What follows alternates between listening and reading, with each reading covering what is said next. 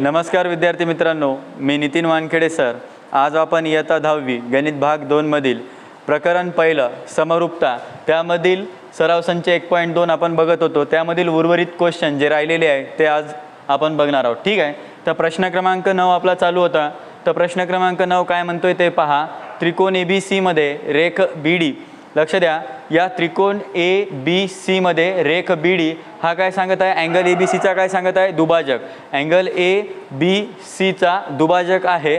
जर AB बरोबर काय दिलेली आहे, x, आणि BC बरोबर काय दिलेली आहे, x+5, आणि DC बरोबर x+2, आणि AD बरोबर x+2 दिलेली आहे।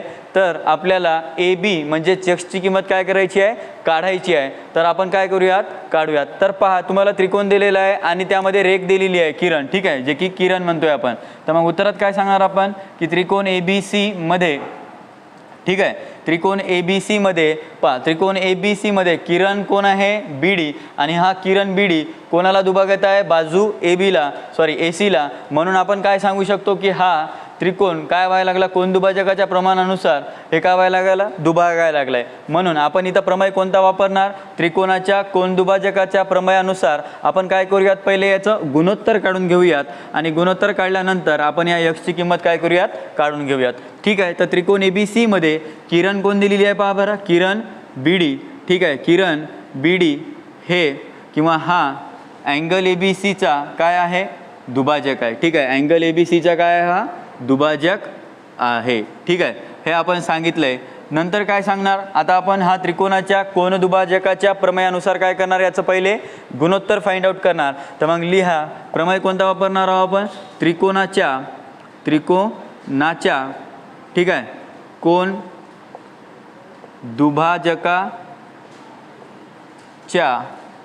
दुभाजकाच्या प्रमेयानुसार, ठीक आहे, प्रमेयानुसार। तर आता कोण दुभाजकाचा प्रमेय काय व्हायला लागले ते पहा, काय सांगणार मग आपण, पहा पहिले काय सांगणार, बाजू पहा, जो छेदला पहा, हा किरण काय झाला, इथून टाकला आणि AC बाजूला छेदल्यानंतर हे दुभागायला लागले दोन भागामध्ये। तर पहिला भाग पहा, AD/DC हे त्याचं पहिलं गुणोत्तर, AD/DC बरोबर AB/ काय BC हे त्यांचं गुणोत्तर झालं। त्याच्यात किमती ठेवा, AD ची किंमत काय मिळालेली आहे पहा बरं, AD बरोबर x+2, आणि DC किती आहे पहा, x+2, ठीक आहे, आणि AB पहा किती दिलेला आहे, x लिहा।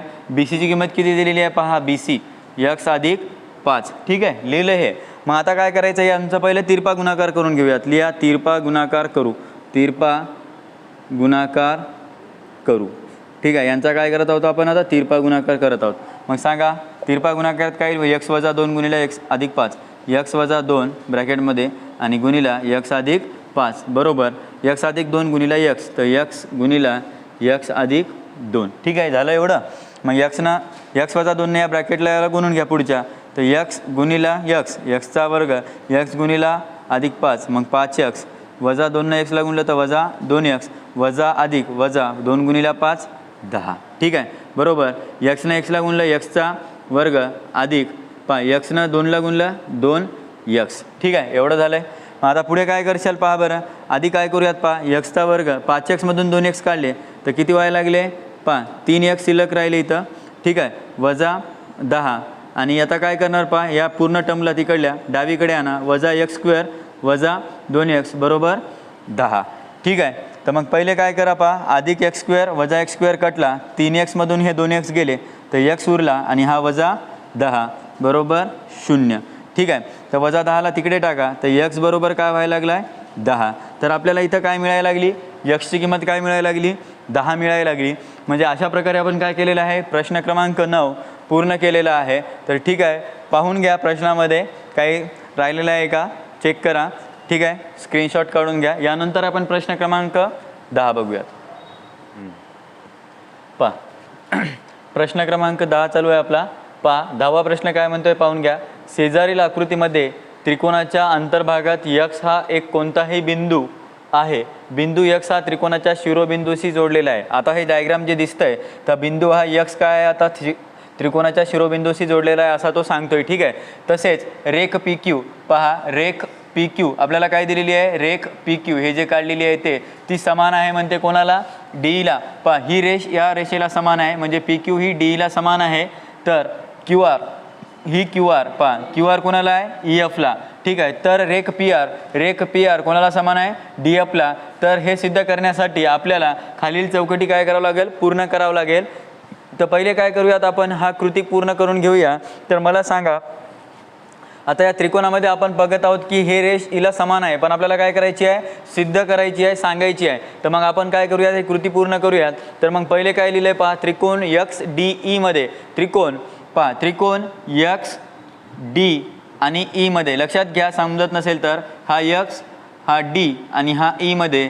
तर पहा, हे इकडली बाजू इथं मी 1 नंबर द्यायलोय, त्याबद्दल मी बोलत आहे, ठीक आहे. समजून घ्या, व्यवस्थित लक्षात येईल तुम्हाला. तर त्रिकोण XDE मध्ये PQ हा समान आहे DEला. पहा बरं आहे का, पहा ही PQ समान दिसतंय DEला, पहा ही रेष या DEला समान आहे. तर हे बरोबर आहे, आपल्याला सांगत असताना इथं आपण पाहायलोय समान आहे असं तो सांगायला लागला. तर हे प्रश्नामध्ये दिलेली गोष्ट होती, म्हणून मी याला काय म्हटलं की हा काय आपला पक्ष आहे, ठीक आहे. मग याला काय सांगितलंय की हा पक्ष आहे. पुढे काय सांगशाल, आता जर तो सांगत असेल आपण तो समान आहे एकमेकांना आणि त्या त्रिकोणामध्ये आहे, कारण पहा ना हे असा उभा त्रिकोण दिसायला लागला, याला काय करून घ्या तुम्ही, या आडव्या आकृतीला सरळ केलं तर अशी आकृती तयार होईल, ठीक आहे. म्हणजे पहिले लक्षात येईल की तुम्हाला हे PQ आहे, खाली कोण आहे DE आहे आणि वरे कोण आहे X आहे. तर मग PQ खाली समान कोणाला झाली, DEला झाली होती. तर याचं गुणोत्तर सांगत असताना कसं सांगाल मग पहा, XP आणि PD आणि XQ आणि QE या प्रकारे आपण काय करणार, त्याचं गुणोत्तर सांगणार त्रिकोणाच्या याच्यामध्ये, ठीक आहे. कारण ते प्रमाणाच्या मूलभूत प्रमेयानुसार आहेत आणि ते एकमेकांना काय व्हायला लागले, समान व्हायला लागले, म्हणून आपण या प्रकारे आपण त्याचं गुणोत्तर सांगत आहोत, ठीक आहे. तर मग पहा XP काय म्हणले त्यानं, XP च्या खाली कोण राहणार PD.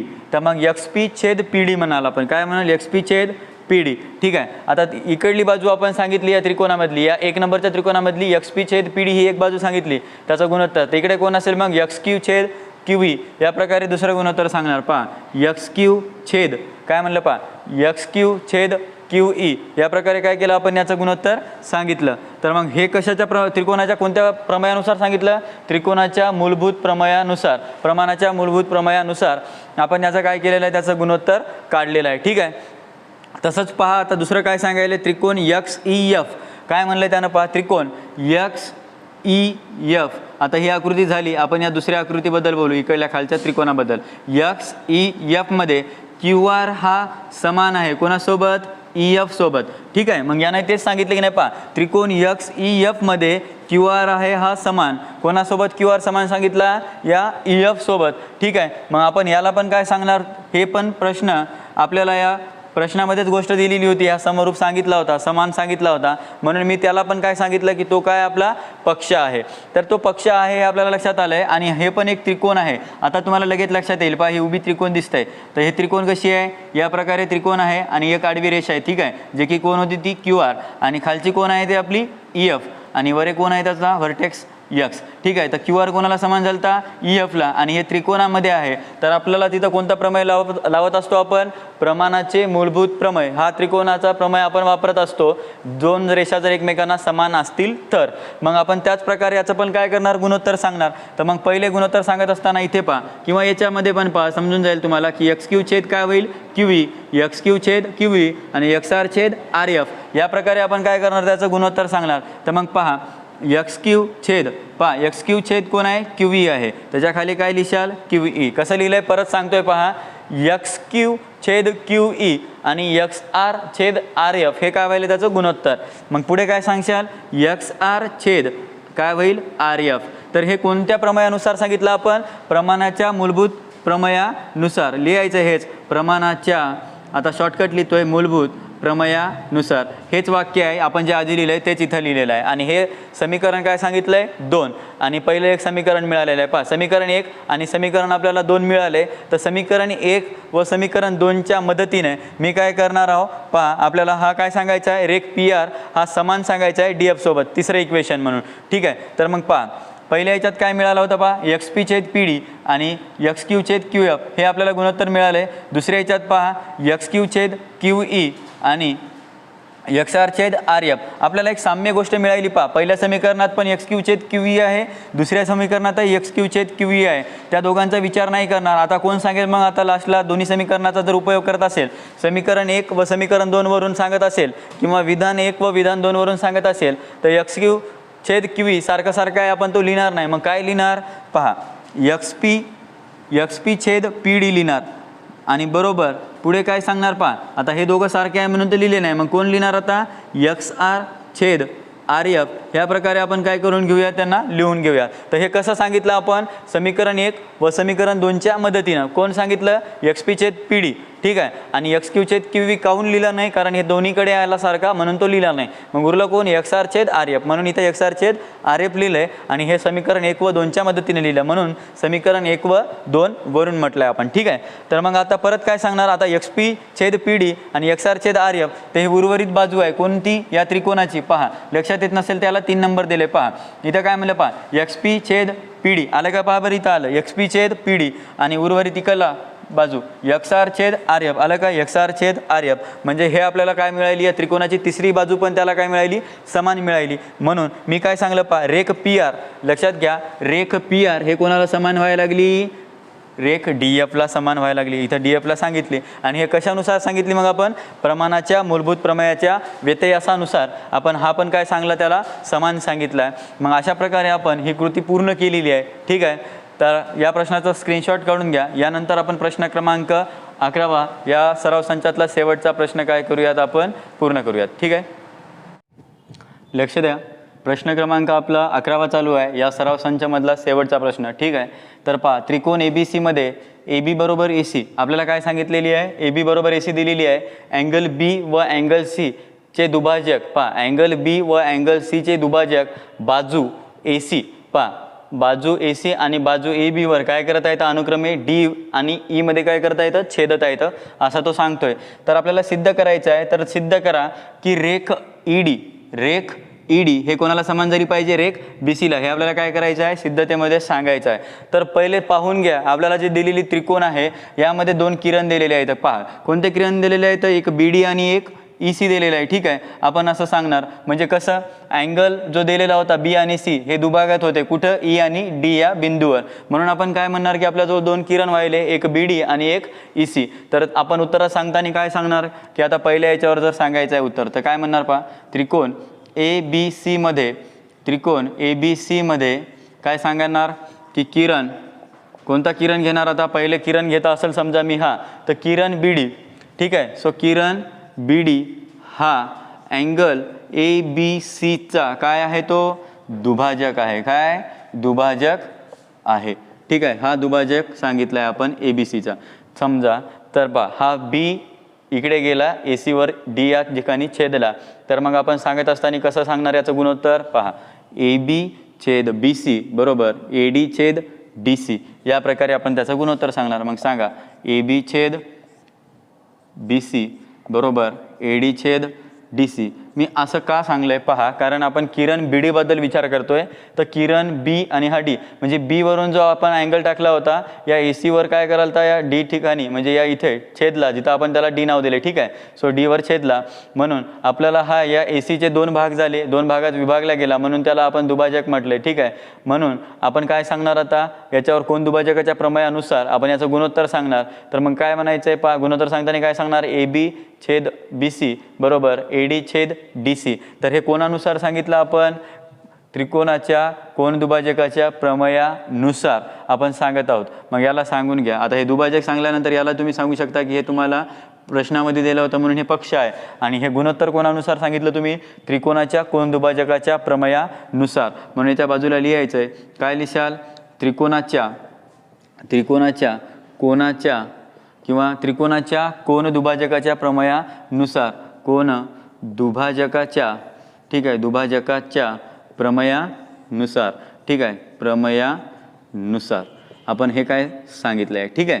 तर मग पुढे काय सांगशाल, आता हे पहिलं झालेलं आहे, सांगितलेलं आहे, तर याला द्या समीकरण नंबर 1, ठीक आहे. हे झालं समीकरण नंबर 1. तसंच दुसरं सांगायचं आहे, कारण अजून दुसरा एक अँगल होता की तो दुभागत होता, ठीक आहे. तसेच आता दुसरा अँगल सांगत असताना काय सांगणार की त्रिकोण ABC मध्ये, त्रिकोण ABC मध्ये काय सांगशाल, याच्यामध्ये कोणता अँगल आहे सांगा बरं. आता सांगा किरण आपण आता इथं काय सांगितलं होतं, BD सांगितला होता, तर इथं काय सांगशाल, CE सांगायचं आहे. तर किरण CE हा अँगल कोणता, ACBचा, अँगल ACBचा, कारण आपण C हा कोणाबद्दल विचार करायलो आहे, म्हणून अँगल ACBचा तो काय आहे, दुभाजक आहे. ACBचा दुभाजक आहे. ठीक आहे, दुभाजक आहे. ठीक आहे, एवढं आपण काय केलंय, सांगितलंय. काय म्हटलंय पहा बरं, लक्षात येत असेल तर पहा. तसेच ABC मध्ये दिलेल्या त्रिकोण ABC मध्ये अँगल C हा बरोबर किरण CE हा अँगल ACBचा काय सांगितलं आपण, दुभाजक सांगितलंय. ठीक आहे, जर दुभाजक सांगत असेल म्हणजेच काय, CE हा किरण कोणाला छेदायला लागला, इंटरसेक्ट कोणाला व्हायला लागला, इथे E या बिंदूच्या ठिकाणी काय तो छेदला, म्हणून AB या बाजूचे त्यांना दोन भाग केले, म्हणून इथं पण काय व्हायला लागला, कोन दुभाजकाचा प्रमेय लागायला लागलाय. म्हणून आपण परत काय सांगणार की इथे पण त्रिकोणाच्या कोन दुभाजकाच्या प्रमेयानुसार हेच सांगणार. मग आधी हे पहिले दिलेली जी गोष्ट आहे हे काय होती, पक्षामध्ये दिलेली होती, म्हणून आपण याला काय सांगितलंय, पक्ष सांगितलंय. ठीक आहे, मग आता काय सांगशाल, त्रिकोणाचा कोन दुभाजकाचा प्रमेय वापरायचा आहे आपल्याला. मग आता मला सांगा काय सांगशाल, आता जसा हा CE आपण इथे टाकलाय तर याचे दोन भाग झाले, तर मग सांगा मला, सांगताना काय सांगशाल की AC छेद BC आणि AE छेद EB, कारण हा तर जसाला तसा राहिला ना, C वरून आपण इकडे टाकला AB वर, म्हणून इथं जिथं E आला तिथं पहा AB चे दोन भाग झाले, म्हणून हे दोन भाग आणि हे एक पूर्ण आणि हे एक पूर्ण, त्याच्या प्रकारे आपण काय करणार, त्याचं गुणोत्तर सांगणार. मग सांगा तिकडलं AC छेद BC बरोबर AE छेद EB, या प्रकारे आपण काय केलेलं आहे, दुसरं समीकरण बनवलेलं आहे. आणि हे पण कशानुसार सांगितलेलं आहे, मग त्रिकोणाच्या कोन दुभाजकाच्या प्रमेयानुसार आपण इथं काय केलेलं आहे, समीकरण नंबर 2 बनवलेलं आहे. ठीक आहे, तर मग आपण काय करूयात पुढे पहा, आपल्याला समीकरण नंबर काय करायचं आहे, 3 करायचं आहे. तर पहा एक मिनिट, एक बारीक बटन आहे, पाय झालं, चालू झालं. ठीक आहे, पहा तसेच ABC मध्ये किरण CE पहा दिलेल्या त्रिकोण ABC मध्ये जो किरण CE होता, ठीक आहे, तो काय करालता, AB या बाजूला दोन भागात विभागत होता, म्हणून आपण काय सांगितलं की किरण CE हा अँगल ACBचा काय आहे, तो दुभाजक आहे. आणि आपण याला काय म्हटलं, पक्ष.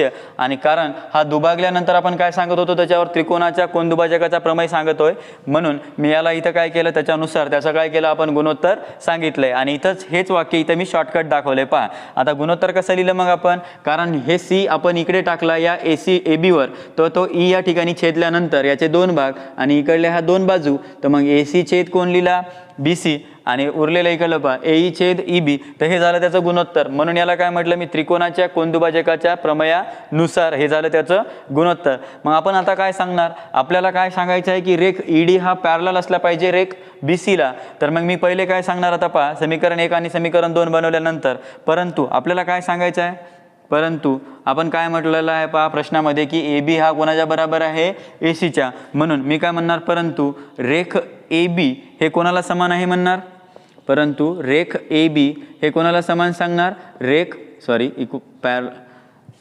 समान इक्वल सांगायचं आहे, रेख AB हे कोणा एवढी आहे, रेख BC एवढी, आणि हे एकमेकांना काय आहे तर इक्वल आहे, तर सारखे आहेत. रेख AB हे कोणा एवढी आहे, रेख BC एवढी आहे. तर हे झालं आपलं समीकरण नंबर 3. तर आपण काय करणार आता पहा, समीकरण 3 मिळालं आपल्याला, तर समीकरण 3 आणि 2च्या मदतीनं आपण काय करूयात, समीकरण 4 मिळूयात. तर पहा ती समीकरण 3 मध्ये काय सांगितलं की AB बरोबर कोण असतो, BC असतो. तर मग पहा आता नवीन समीकरण कसं तयार होईल ते पाहून घ्या. तर मग AC लक्षात घ्या, AC छेद BC बरोबर AE छेद EB आहे. ठीक आहे, तर आपल्याला काय सांगावं लागेल मग आता, AB छेद BC, कारण पहा आपल्याला जिथं AC दिलेलं आहे तिथं काय लिहू शकतो आपण, AB लिहू शकतो. काय लिहू शकतो, AB लिहू शकतो. ठीक आहे, मग पहा एक मिनिट, इथं आपलं थोडंसं चुकलेलं आहे. पहा काय म्हणलं, परंतु रेख AB बरोबर काय सांगलेलं आहे, AC सांगलेलं आहे. मी इथं AB लिहिलं गेलं होतं, हे पहिले बरोबर करून घ्या. मग काय सांगता येते आपल्याला की AB हे कोणाच्या बरोबर आहे, ACच्या. तर मग या समीकरणामध्ये पण काय ठेवू शकतो आपण, ACच्या ठिकाणी काय ठेवू शकतो, AB ठेवू शकतो. तर मग खाली समीकरण कसं होईल, ACच्या ठिकाणी मी AB ठेवलंय, तर AB छेद BC बरोबर, आणि पुढे कोण आहे आपला, AE छेद EB, जशाला तसा AE छेद EB. आणि हे कसं सांगू शकलो पहा, जिथं ACच्या ठिकाणी मी AB कसं सांगू शकलो, समीकरण 3 आणि समीकरण 2च्या मदतीनं, कारण या समीकरणाला मी जसाला तसं घेतलंय, फक्त ACच्या ठिकाणी काय ठेवलेलं आहे, AB ठेवलेलं आहे. म्हणजे हे काय सांगले, तिसऱ्यामध्ये सांगितलंय. म्हणून मी काय म्हणलं, समीकरण 2 व 3 वरून आपण काय सांगू शकलो की हा AB छेद BC बरोबर AE छेद EB आहे. ठीक आहे, हे झालं आपलं समीकरण 2 व 3 वरून. मला आता सांगा अजून काय करायला पाहिजे आपल्याला, जर हा रेख ईडी हा समान सांगायचा असेल BC ला तर. आता सांगा परत, AB छेद BC दिलेला आहे. ठीक आहे, AB छेद BC परत पहा, AB छेद BC याबद्दल आपल्याला सांगायचं आहे. तर ही बाजू जशी कोणाला हे होईल, आता पहा AB छेद BC दिलेली आहे. तर या ठिकाणी त्यानं काय ठेवलं आहे पहा, AD छेद DC ठेवलेलं आहे. काय ठेवलेलं आहे, AD छेद DC. असं का लिहिलं, कारण तो तिथं छेदल्यानंतर आपण तो उर्वरित भाग पूर्ण काय करू, तिकडला अँगल घेऊया. ठीक आहे, जो की त्याचे 2 भाग पडत होते गुणोत्तर, AD छेद DC बरोबर AE छेद काय घेतलं इथं EB. हे काय केलं आपण जशाला तसं ठेवलं आहे. आणि हे कसं ठेवलं आहे पहा, समीकरण 1 व समीकरण 4च्या मदतीनं. समीकरण 1 लक्षात घ्या, परत रिपीट करतोय, समीकरण 1 व 4 वरून आपण काय सांगू शकलो आहे की काय आहे इथं AD छेद DC. समीकरण काय सांगायला लागलं पहा, AB छेद BC असेल तर काय सांगायला, तितकं राहू द्या बाजूला. तुम्हाला दिसतंय पहा, समीकरण 1 दिसतंय पहा, AB छेद BC आहे बरोबर AD छेद DC आहे. जर तुम्हाला इथं AB छेद BC दिलंय तर तुम्ही AB छेद BCच्या ठिकाणी काय ठेवू शकता, AD छेद DC ठेवू शकता. म्हणून मी AB छेद BCच्या ठिकाणी इथं पहा, AB छेद BCच्या ठिकाणी काय ठेवणार, AD छेद DC ठेवणार. AD छेद DC ठेवला आणि AE छेद EB हा जशाला तसा ठेवला. आणि हे कशात होतं, समीकरण 1 मध्ये होतं. आणि आपण या समीकरणाच्या चौथ्या, आता याला नंबर द्या 4 समजा, या चौथ्या समीकरणाच्या मदतीत घेऊन आणि पहिल्या समीकरणाला मदतीत घेऊन आपण नवीन समीकरण मिळवलं, जसे की त्याला नाव द्या 5 समीकरण नंबर 5. ठीक आहे, तर कसं मिळवलं आहे पहा बरं, समीकरण 1 व समीकरण 4च्या मदतीने हे चौथं समीकरण. ठीक आहे, या दोघांचा उपयोग घेऊन काय केलं आहे आपण, एक नवीन समीकरण सांगितलं आहे जे की AD छेद DC बरोबर AE छेद EB आहे. मग AD छेद DC पहा, AD छेद DC बरोबर AE छेद EB आहे. तर आपण याच्यामध्ये सांगू शकतो, आता हे जर यांचं असं गुणोत्तर दिलं आहे बरोबर, तर म्हणजे हे 2 रेषा एकमेकांना समान आहे असं झालं. तर मग ED कोणाला समान झाली, BCला. मग आपण तेच सांगायलो आहे की रेख ED हे झाली समान म्हणजे पॅरलल, रेख कोणाला झाली पॅरलल सांगा बरं, BCला. ठीक आहे, तर ह्या प्रकारे आपण काय केलं, याचं उत्तर पूर्ण केलेलं आहे, सांगितलेलं आहे. तर हे कशामुळे सांगितलेलं आहे, आपण प्रमाणाच्या मूलभूत प्रमेयाच्या व्यत्ययासानुसार हे काय केलं आपण इथं सांगितलं. कसं काय, कारण की पहा ना, तुम्हाला एक लक्षात येत असेल तर पहा, AD छेद BC, AD छेद DC सॉरी BC म्हटलं गेलं, AD छेद DC आणि AE छेद EB. तर याचे 2 गुणोत्तराचे भाग व्हायले, ADचा आणि DCचा एक आणि AEचा आणि EBचा एक. आणि मधात जे रेष दिलेली आहे ED ते कोणाला समान आहे, BCला. म्हणून आपण याच्या प्रमाणाच्या मूलभूत प्रमेयाच्या व्यत्ययासानुसार हे आपण रेख ED ही समान सांगतोय कोणाला, रेख BCला. ठीक आहे, तर अशा प्रकारे काय केलेलं आहे आपण, प्रश्न क्रमांक 11 पूर्ण केलेला आहे. आणि आजचा व्हिडिओ आवडला असेल तर लाईक, शेअर, सबस्क्राईब आणि आपल्या मित्रांनाही शेअर करा, जेणेकरून त्यांचा फायदा होईल. ठीक आहे, धन्यवाद.